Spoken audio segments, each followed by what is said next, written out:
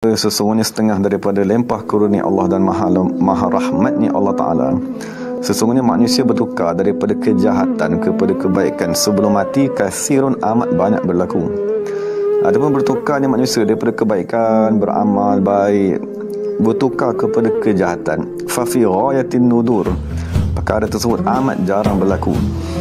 Wa nihayatil qillah, dan sangat sedikit, dia kata, diriwayatkan perkara tersebut tidak berlaku melainkan kepada orang yang asarra alal kabair, berterusan membuat dosa besar. Maksudnya dia agama Islam, tapi buat dosa besar tak berhenti-henti dan dia tak ada langsung keinginan untuk bertobat. Itu yang kebiasaannya, mati dalam keadaan yang su'ul khatimah wa na'udzubillah.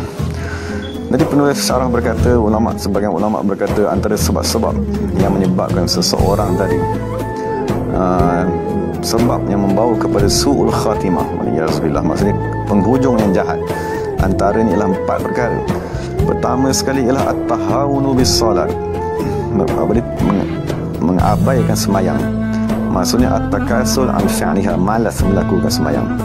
Yang kedua, wasyurbul khamr, minum arak.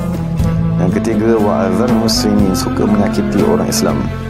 Dan yang keempat sekali, menderhaka kepada kedua ibu bapa. Dan diriwayatkan semuanya seorang lelaki datang kepada Nabi SAW lalu berkata, wahai Rasulullah, sesungguhnya di sini ada seorang pemuda yang sedang nazar. Apabila dikatakan kepadanya, katakanlah la ilaha illallah, maka dia tak boleh nak berkata la ilaha illallah tersebut. Maka Nabi bertanya, adakah dia sudah dulu mengucapkan la ilaha illallah semasa dia tadi sihat? Maka mereka berkata, betul wahai Rasulullah. Jadi Nabi bertanya, apakah yang menghalangnya untuk menyebut lafaz la ilaha illallah ketika nak mati ni? Maka Nabi SAW bangkit dan sahabat-sahabat pun pergi bersama-sama baginda kepada pemuda tersebut. Lalu Nabi datang kepada pemuda dan Nabi bertanya, wahai pemuda, katakanlah la ilaha illallah. Maka dia berkata, aku tak boleh nak cakap la ilaha illallah ni. Maka Nabi tanya, kenapa? Dia kata, kerana aku menderhakai ibuku. Maka Nabi bertanya, adakah dia masih hidup? Maka dia kata, ya, masih hidup. Maka Nabi kata, bawakan ibu kamu ke sini. Lalu ibu tadi pun datang. Maka Nabi SAW berkata kepada ibu ni, adakah ini anak kamu? Dan maka dia kata, ya. Kemudian Nabi berkata, apakah pendapat kamu atau perasaan kamu sekiranya ada api yang dinyala-nyalakan? Kemudian dikatakan kepada kamu, wahai ibu, sekiranya kamu tidak memberi kemaafan kepada anak ini, mesti kami akan mencamparkan anak ini ke dalam api neraka. Maka ibu tadi berkata, sekiranya sedemikian, maknanya sekiranya aku tak memaafkan, dia akan dicampak ke dalam neraka, maka aku memaafkannya. Maka Nabi pun berkata, wahai ibu, hendaklah kamu tadi bersaksi dengan Allah dan bersaksi kepada kami bahawa sesungguhnya kamu memaafkan anak ini dan kamu meredainya. Maka ibu tadi berkata, aku reda kepada anakku dan aku memaafkan. Maka kemudian baru Nabi mengarahkan kepada pemuda tersebut, wahai ya ghulam, qul la ilaha illallah, katakanlah lafaz la ilaha illallah. Maka pemuda tadi berkata la ilaha illallah. Maka Rasulullah berkata, alhamdulillahillazi anqadhahu minan nar, kepujian bagi Allah Subhanahu wa taala yang menyelamatkannya daripada api neraka. Jadi dalam hadis dinyatakan antara tanda asyaqawah, kecelakaan, maksudnya perkara keempat yang ditulis oleh malaikat tadi ialah adakah bayi tadi ataupun janin dalam perut tadi bahagia ataupun celaka. Jadi tanda kecelakaan pertama sekali dalam hadis menyatakan ialah jumudul ain, mata yang tidak menangis.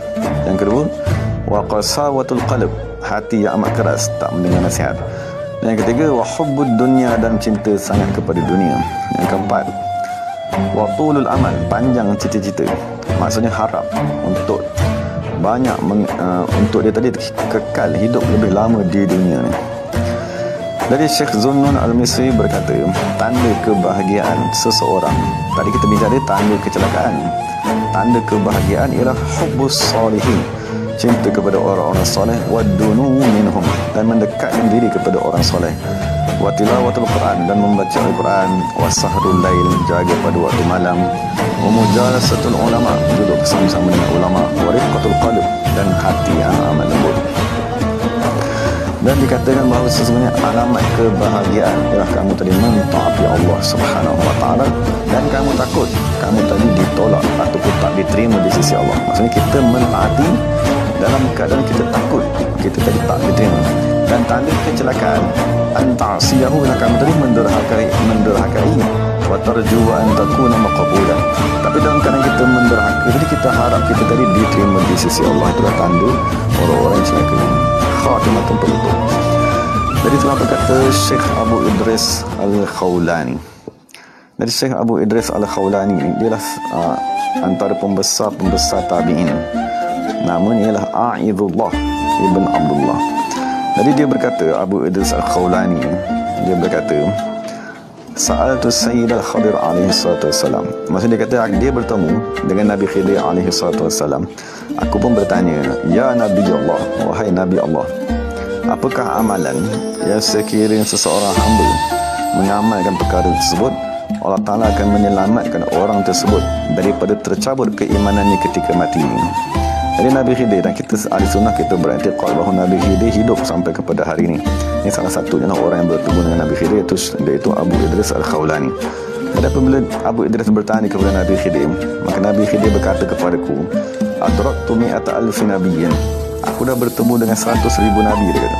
Wasa'altum, dan aku bertanya kepada mereka tentang satu amalan yang sekiranya seseorang tadi beramal dengannya, dia akan terselamat daripada dicabut keimanannya.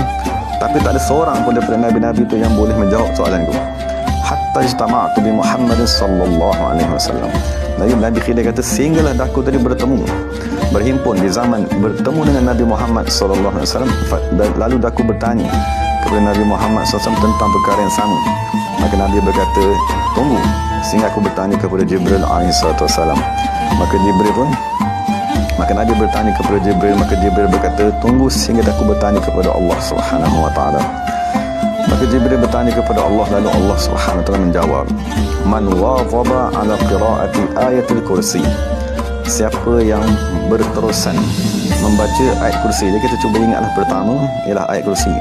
Yang kedua, amanar rasulu bima unzila ilaihi mir rabbih wal mu'minun. Maksudnya dua ayat yang akhir daripada surah Baqarah tadi sampai kepada penghujung surah. Itu yang kedua.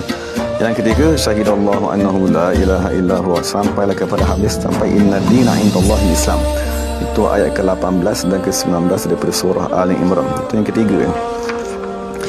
Ayat yang keempat ialah qulillahumma malikal mulki tu'til mulka man tasha, sampailah kepada bi ghairi hisab. Itu ialah yang keempat. Kemudian surah Ikhlas 1, wal mu'awwizatain 2 surah, wal Fatihah dan surah Fatihah.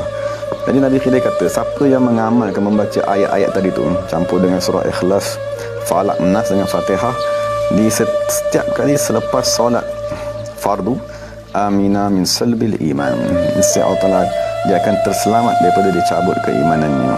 Jadi kita boleh amalkan lah. Kan kalau tak boleh amalkan secara berterusan, amalkan sekali seumur hidup.